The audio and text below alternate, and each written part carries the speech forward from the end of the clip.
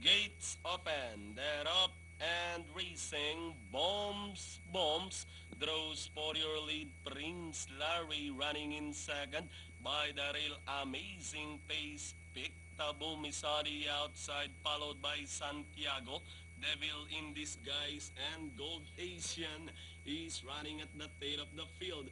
About to pass the last 900. Bombs, a solo leader by about 7 lengths, running in second, amazing pace. Then moving up on the outside, Prince Larry together with Pictaboom Santiago, Gold Asian second last, and Devil in Disguise.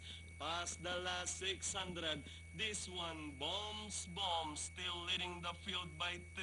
Running now in second, amazing pace, and on the outside, Prince Larry. Pictabom is on the outside, Port Santiago by the real Devil in Disguise and Gold Asian as they turn for home. Amazing pace leading the field. Prince Larry saw the outside. Pictaboom moving up. Santiago Devil in Disguise with 150 to go. Prince Larry now the leader.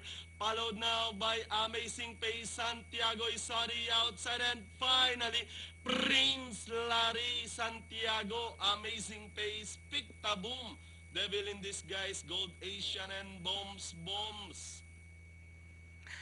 Okay.